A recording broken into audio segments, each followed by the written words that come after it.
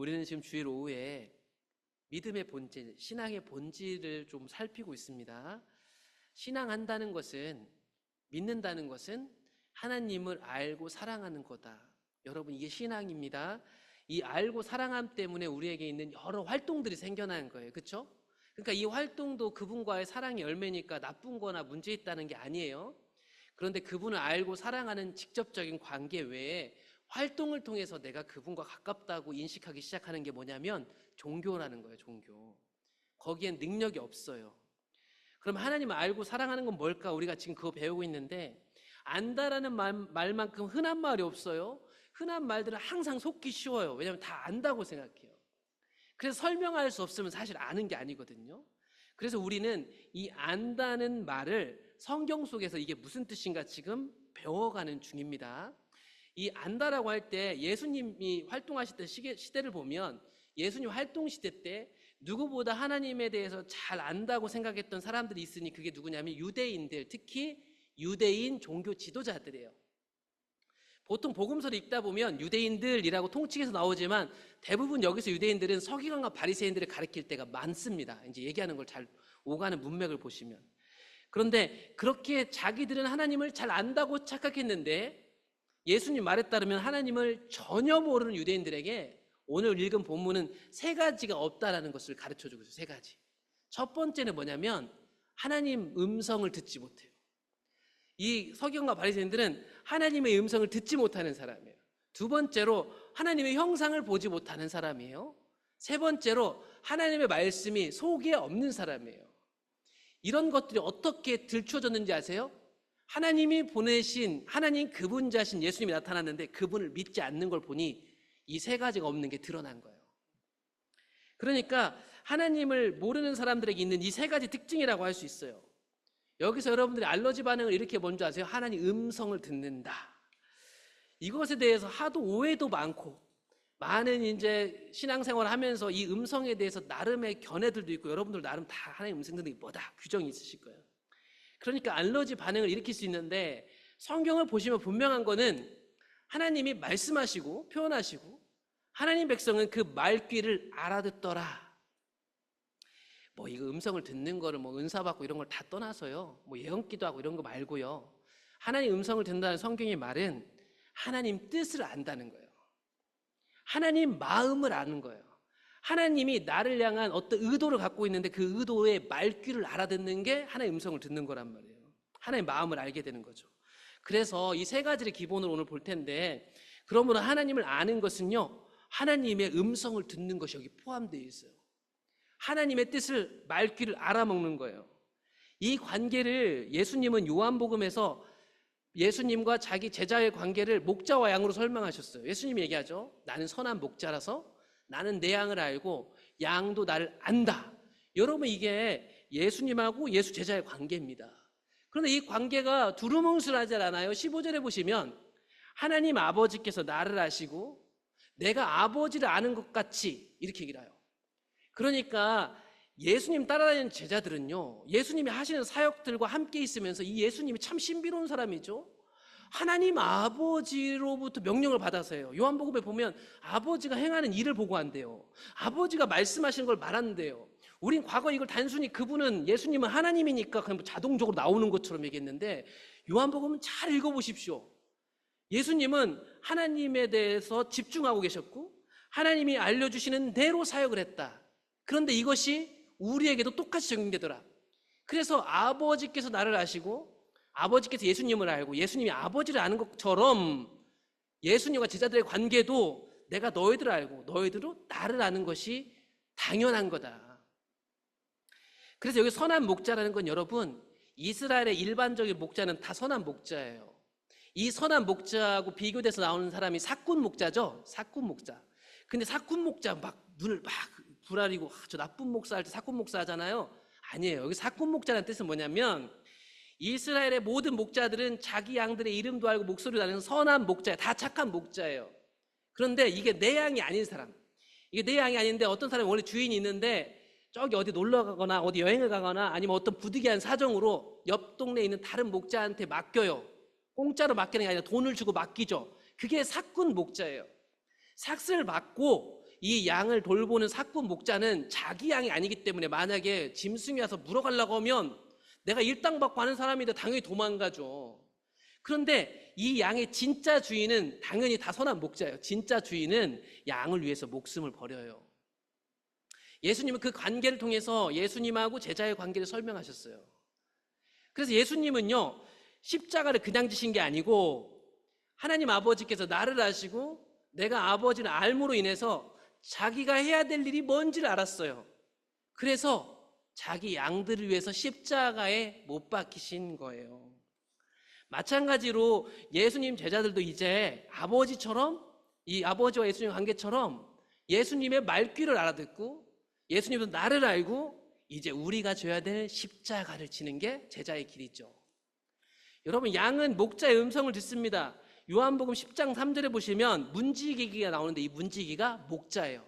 문지기는 그를 위하여 문을 열고, 여기서 보면 문지기가 있고 목자가 따로 있는 것 같은데 사실은 같은 존재예요. 같은 존재. 이스라엘 사람들이 이 방목을 하고 목축을 할 때 계속 이동하잖아요. 이동하면 이렇게 돌을 쌓는데요, 뭐 이렇게까지 사실 쌓지 않고 바위 지대에 아마 움푹 파인 데다가 좀 더 돌을 쌓거나 나뭇가지를 해가지고 이렇게 양 한 마리 왔다 갔다 할 수 있는 공간을 만들고 여기에 누가 엎드려서 자냐면, 누가 이렇게 앉아서 자냐면 목자가 쪼그려서 앉아요. 그러니까 목자는 문지기예요. 양의 우리의 문지기, 양 우리의 문. 그래서 뭐 양문교 있잖아요. 그게 이 양문, 이렇게 여기서 온 거예요. 그래서 이 문지기는 목자를 가리킵니다. 목자에 대해서 얘기하는데, 양은 목자의 음성을 듣고 그가 자기 양의 이름을 각각 불러 인도하여 내느니라. 여러분 잘 보시면 목자는 자기 양의 목소리를, 자기 양의 이름을 압니다. 이름을 다 비슷하게 생겼는데 안단 말이죠. 마찬가지 양들도요, 주인의 목소리를 아는 거예요. 여러분, 이게 하나님과 우리와 관계예요. 여러분들은 하나님의 목소리를 알아들으시나요? 좀 더 바꿔서 또 반대편으로, 여러분, 하나님이 내 이름을 부르고 있다는 것을 아세요? 예전에 학교 다닐 때 반반에 애들이 많을 때는 있잖아요. 선생님이 이제 좀 문제가 있거나 막 앞장서서 가는 친구가 아니면 선생님이 내 이름을 몰랐으면 좋겠을 때가 있어요. 묻어가려고. 그런데요, 양이 다 똑같은 것 같은데요, 목자가요, 자기 이 양 이름을 다 하나씩 안 돼요. 이름을 부른대요. 이걸 좀 생각해 보세요. 이 땅에 수도 없는 사람들이 있는데요, 주님이 내 이름을 알고요, 내 이름을 불러요. 여러분, 이 믿음 하나만 있어도요, 함부로 살 수가 없어요. 그쵸? 이렇게 섞여 있을 때, 내 이름 모르겠지 하면 딴짓도 할 수 있다니까요. 어차피 선생님 내 이름 모르니까. 그런데 공부 잘하고 반장이 되는 선생님 이름을 알아. 걔네들은 왜 함부로 못하는 줄 아세요? 옛날에 우리 선생님 내 이름을 꼭 알고 있거든요. 마찬가지 이게 믿음인데요, 주님이 이 많은 사람들 중에서 내 이름을 알아요. 그리고 내 이름을 부른단 말이에요. 여러분, 기도할 때 뭐 많은 음성들을 듣기 원하시는데 주님이 뭐 하냐면 우리 이름을 부르세요. 누구누구야. 그 한마디면요, 우리 안에 있었던 불평이 다 사라져요. 그분이 내 이름을 부른 것 단 하나 때문에. 양은 목자의 음성을 들어요. 여러분, 목자의 음성을 못 들으면 교회 생활하고 신앙생활 할 수가 없어요. 성경에 나오는 삶을 살아낼 수가 없다고요. 오직 목자의 음성을 듣는 게 우리가 해야 될 일들이에요. 그분은 우리의 이름을 아시는 분이에요. 이게요, 들으면 들을 수 있으면 좋고 없으면 어쩔 수 없지, 아니에요. 계속 볼까요? 요한복음 10장. 자기 양을 다 내어놓으니 앞서가면 양들이 그의 음성을 아는 고로 따라가되 다른 사람의 음성을 알지 못하는 고로 타인을 따르지 아니하고 도리어 도망간다. 여러분 잘 보시면 목자의 음성을 아느냐 모르느냐에 따라서 이 양의 이 인생이 달렸어요. 생사에 달렸단 말이죠. 목자의 음성 잘못 알아듣고 타인의 음성하고 구분 못하면 다른 사람 따라가는 거예요. 마귀 따라가는 거죠. 음성을 알아야지만 자기 주인 목소리 따라가는 거예요. 그러니까 여러분, 하나님의 목소리를 듣는 건 들으면 좋고 안 들으면 어쩔 수 없이가 아니라 생존의 문제, 우리가 살고 죽는 문제. 그러므로 예수님은 이것을 정리해서 자신을 선한 목자로 소개한 예수님은 너희가 내 양이 아님으로 믿지 아니한도다. 내 양은 내 음성을 들으며 나는 그들을 알고 그들은 나를 따른다. 예수님을 핍박하는 유대인들한테요 얘기하는 거예요. 그들이 왜 예수님을 믿지 못했는가? 하나님 몰랐으니까요. 삼위일체 하나님의 양이 아니었으니까요. 못 알아듣는 거죠. 여러분, 여러분의 목자는 누구이십니까? 누구의 목소리를 듣고 사시는 거예요? 내 살고 죽는 문제가 달린 이 일을 나는 목사님이 얘기한 대로 해왔어, 이렇게 단정 지을 수 있어요? 내가 믿었던 누구한테 다 떠맡길 수 있어요? 저는 그렇게 못하겠어요. 교회가 오랫동안 이렇게 왔으니까 교회가 알아서 가르쳐 주겠지, 저는 이렇게 못하겠어요. 왜냐하면 내가 살고 죽는 문제가 달려있으니까요. 그런데 오늘날 우리 신앙은 누구 목소리 따라하는 거예요? 주님이 원하시는 거면 누가 못하게도 해야죠. 주님이 원하시는 거면 내가 했던 거라도 내려놓을 수 있어야 되죠. 그런데 주님의 목소리를 듣지 못하는 사람들이 교회에 가득해지면 혼란스러운 거예요, 우리가. 하나님, 그래서 물어봐야 돼요. 하나님께, 하나님, 제가 누구 목소리를 따르고 있습니까? 여러분, 죽고 사는 문제라니까요. 이제 처음 딱 약물에 속한 사람이나 혹은 다른 집 양이었는데 끼어 들어왔거나 태어나서 얼마 안 된 어린 양은요, 어쩌면 한동안은 적응해야 되니까 눈치 보고 가야 돼요. 옆에 양이 어떻게 가나, 목소리 잘 듣는 양을 따라가야 할지도 모르겠어요. 옆 양이 가는 길을 보고. 그러나 이 상태로 30년 있다는 건 이상한 거예요. 시간이 지나면 지날수록 나도 그 목자의 음성을 알아듣게 되는 거예요. 그게 성장하고 자라라는 거죠. 반드시 때가 되면 이제 옆 사람, 옆 양 눈치 보고가 아니고 목자의 음성을 하는 게 자연스러운 거죠. 그런데 오늘날 사람들이 다 자꾸 눈치를 보면서 신앙을 해요. 왜 그런 줄 아세요? 아직도 양들, 옆에 양들이 어떻게 하나 보고 따라가는 거예요.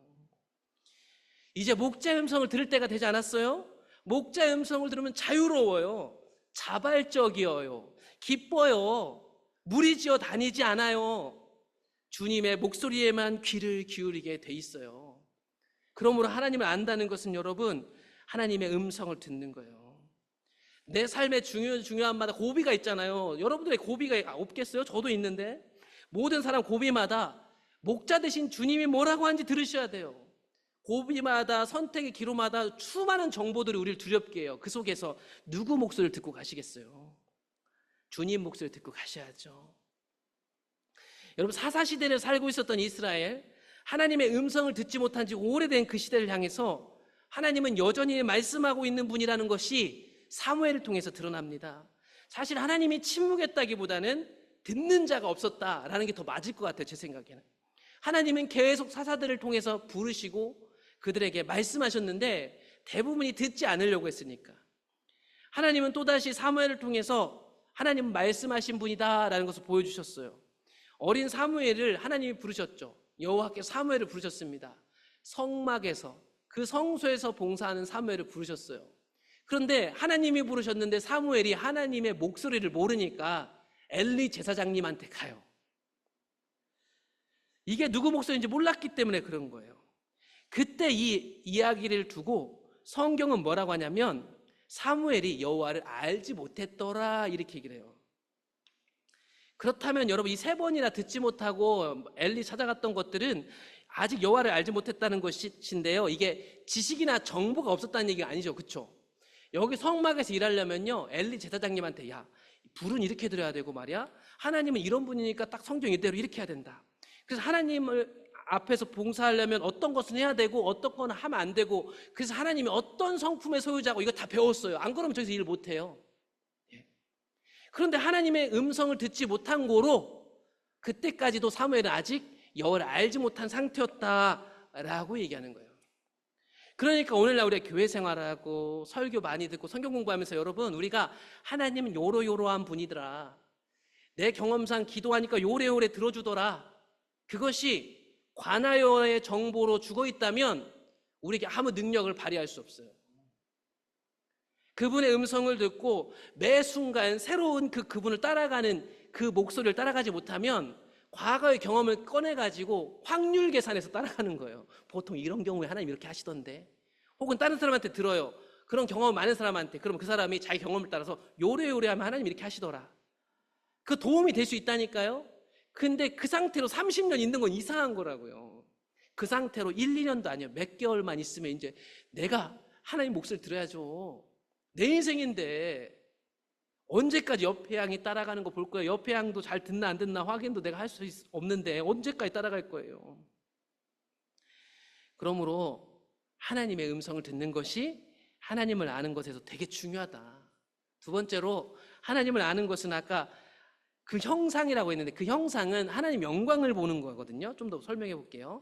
두 번째로 그 하나님을 알지 못해 유대인들은 하나님의 형상을 보지 못했대요. 이상합니다. 왜냐하면 하나님은 형상이 없으시거든요.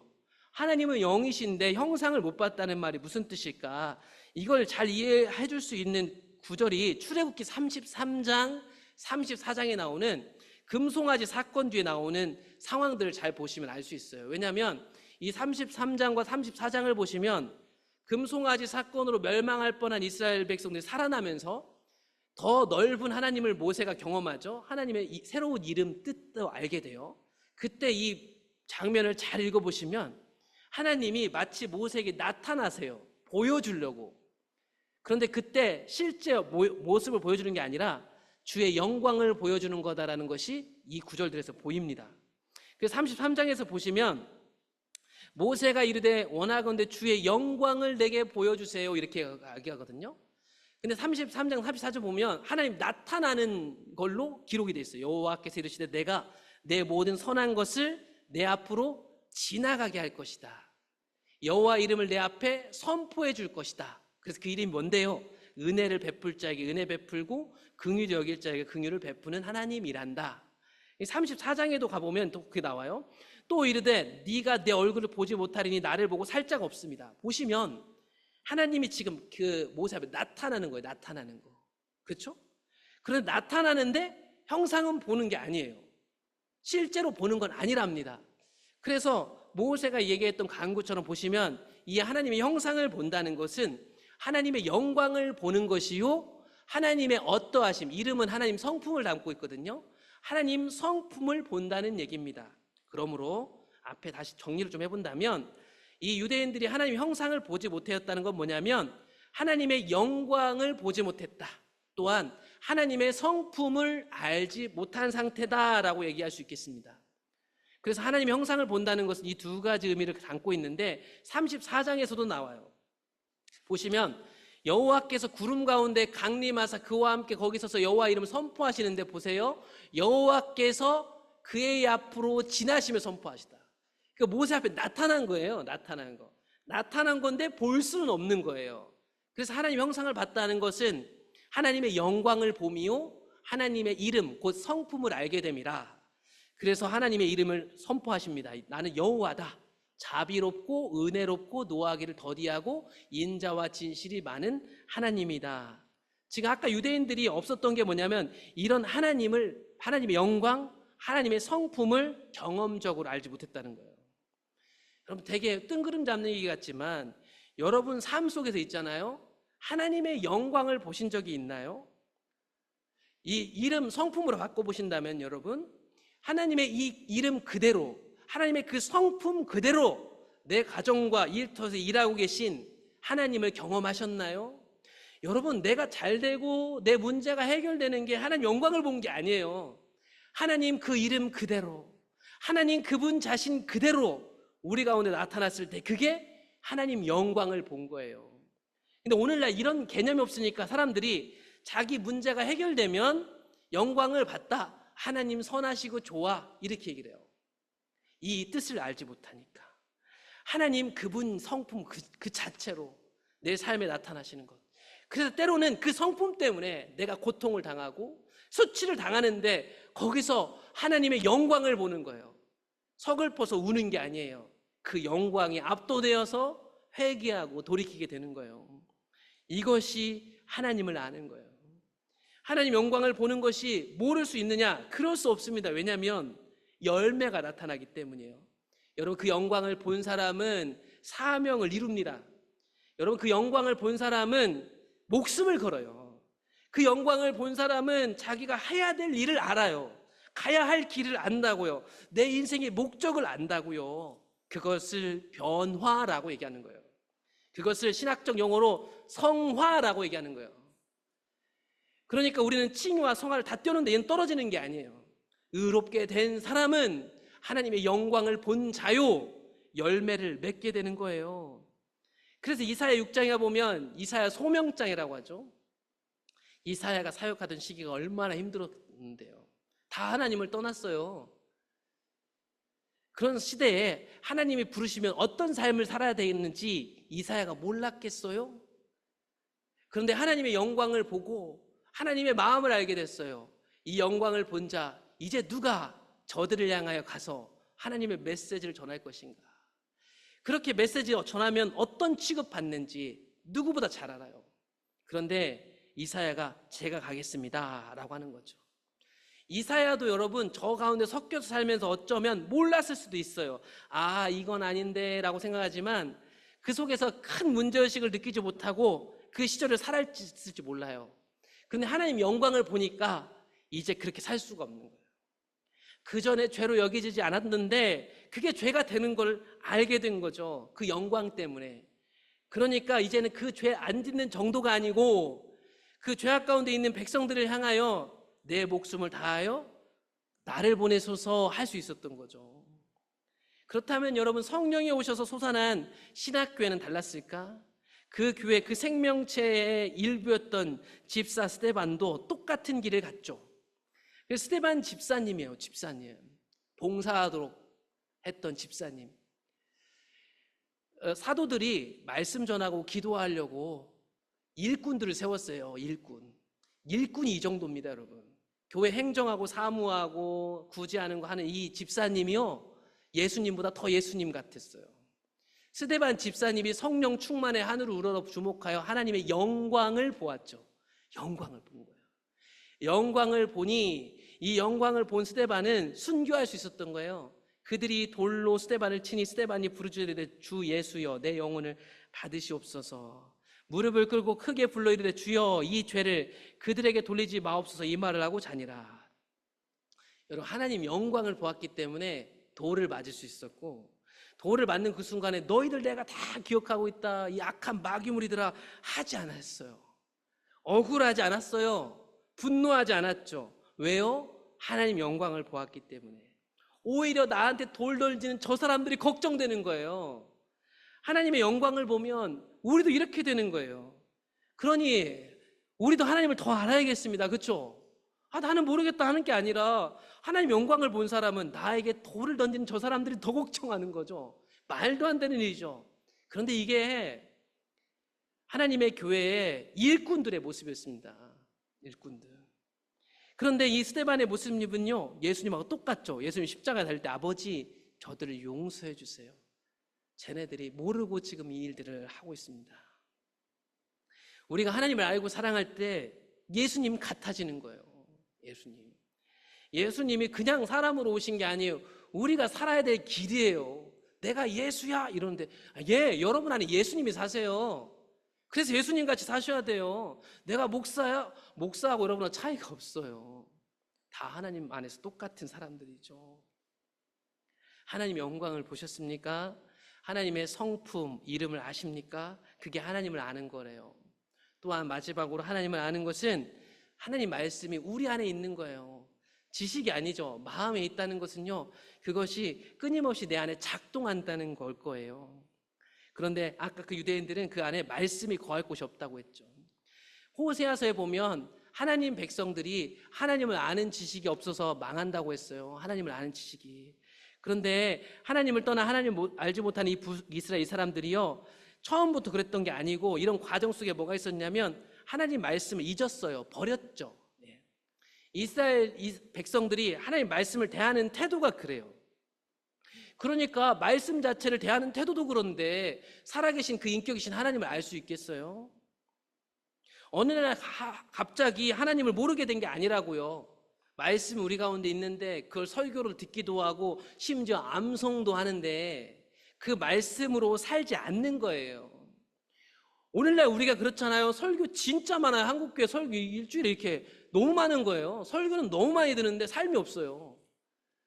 주일날 설교 한 번이면 충분해요. 그 말씀 가지고 일주일 동안 씨름하는 게 일이지, 그거 머릿속에 막 희망처럼 그냥 거짓 희망처럼 꺼내서 쓰라고 하는 게 아니에요.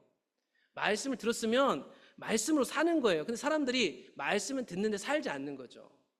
그렇게 율법을 거절하고 버리니까 그들이 하나님을 모르게 되는 거예요. 하나님 몰라요. 근데 그들이 설교도 많이 듣고 하나님에 관한 말씀들을 귀로 다 들으니까 자기가 안다고 생각해요. 수박 겉핥기시 묵상이 가득해요. 듣고 그 순간 마음에 평온해지거나 뭔가 깨달은 것 같아서 기분이 잠깐 좋아요. 그런데 그게 내 삶 깊숙하게 녹아들어가지 않기 때문에 삶에서 그게 안 나오죠. 가정에서도 안 나와요. 말도 함부로 하죠. 다른 사람을 대하는 모습도 그래요. 그래놓고 맨날 얘기해요. 사람 안 변해. 자기가 안 변하는 거죠. 그냥 자기가 안 변하면 부끄러운 줄 알고 가만히 있었는데 사람 안 변하는데, 예수님 만나면 변해요. 변하는 거라고요. 말씀이 우리 안에 거하면 우리를 변화시킨단 말이에요. 그런데 오랫동안 하나님을 알지 못한 상태에서 신앙생활 하는 사람들이 교회 리더가 되면 결국 그 밑에 있는 사람들도 말은 그렇게 안 해도 사람 안 변해 이런 말로 그 사람들을 규정 짓는 거예요. 그게 악한 거죠. 하나님의 말씀이 우리 안에 살아서 그 말씀을 붙들고 실제로 삶에 사는 사람들, 그런 사람들이 부족해지기 시작하면 교회는 타락하고 생명을 소멸해 가는 거예요. 말씀대로 살지 않으면요, 결국 하나님을 잃어버리는 거예요. 남유다도 마찬가지죠. 남유다도 예레미야 6장에 보면 하나님 말을 듣지 아니하며 내 율법을 거절했더라. 그러므로 말씀을 버린다, 율법을 거절했다는 말은 뭐냐면 지식, 정보, 설교를 듣거나 성경 공부가 없다는 얘기가 아니에요. 그 지식이 실제 내 삶과는 아무런 상관이 없다는 것을 가리키는 거예요. 그러니까 가끔 나눔 같은 거 하다 보면 있잖아요.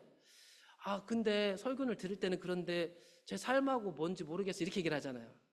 그럼 오늘날 성도들은 다 이걸 누구 핑계 대는 줄 아세요? 목사 핑계를 대요. 목사가 내 삶을 잘 적용을 못 시켰다. 제가 뭐 이 책임을 벗어나려는 게 아니라 진짜 편한 거예요. 편한 거. 진짜 편하게 생각하는 거예요. 그러면 여러분 삶 일일이 따라다니면서 이때는 이렇게 하는 겁니다. 이렇게 해드릴까요? 하나님의 말씀이 내 안에 던져지면 그 말씀을 씨름하는 내 삶은 다채롭죠. 저하고 다르고 옆에 있는 사람하고 달라요. 그 삶 속에서 끊임없이 씨름하는 사람이 말씀 안에 사는 거예요. 말씀으로 사는 거죠. 으로. 그러므로 한 주간 살았는데 나눔을 하는데 잘 모르겠어요. 까먹었어요. 이런 소리 들으면서 되게 속상할 때가 있어요. 그 뭐냐면 설교를 아무리 많이 듣고 아무리 성경을 많이 해도 내 삶과 아무 상관이 없기 때문에 그 능력이 아니죠. 그게 오래되면 오래될수록 사태가 더 심각해지는데 본인은 몰라요. 그래서 몇 가지 오늘 질문을 던지면서 마무리할 건데요. 우리가 생각해 볼 거 뭐냐면 나는 하나님께서 살아계신 것을 믿고 있을까? 여러분, 살아있는 것은 끊임없이 나에게 영향력을 끼쳐요.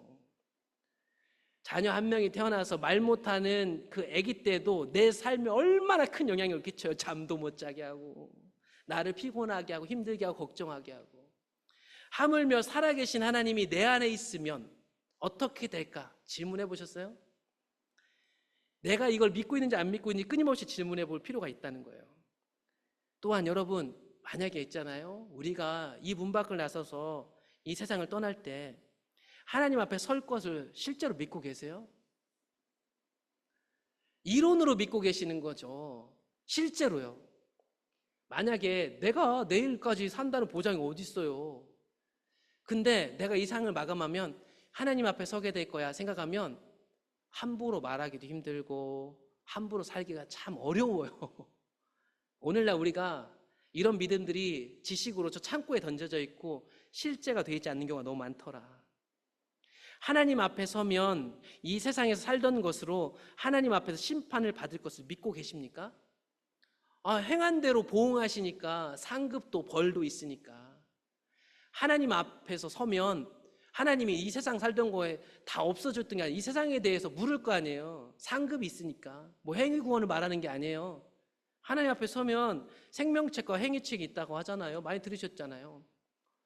내가 화냈던 거, 내가 누구 고통 줬던 거 하나님 물어보실 거예요. 그걸로 뭐 체근한다는 얘기가 아니에요.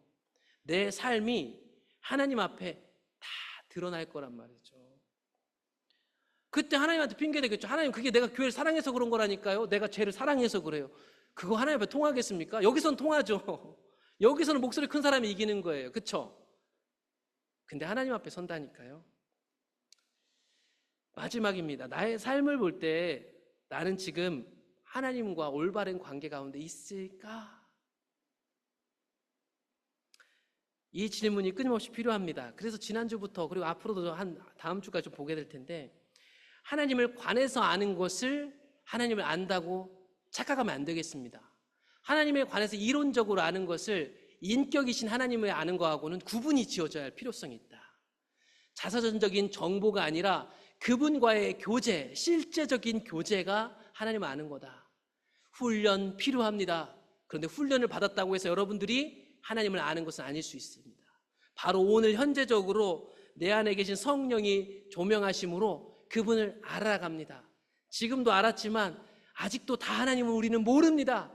더 알아가는 중입니다. 또 새로운 영역에서 배워가는 중입니다. 이 하나님에 관해서 아는 것도 중요합니다. 왜냐하면 신앙의 본질을 위해서 필요한 수단이기 때문입니다. 하나님에 관해서 아는 것도 일부분 변화를 주지만 완전한 근본적인 변화는 정보는 줄 수 없고, 이 정보가 안내하는 대로 그 하나님과 인격적인 교제를 나눈다면 삶의 근본적인 변화가 일어나는 것입니다. 오늘 말씀 정리합니다.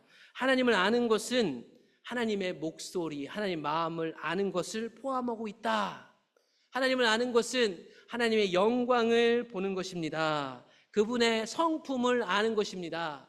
우리가 그 하나님의 영광을 보면 우리 속에 하나님을 경외함이 생깁니다. 즉 열매가 생겨나게 됩니다.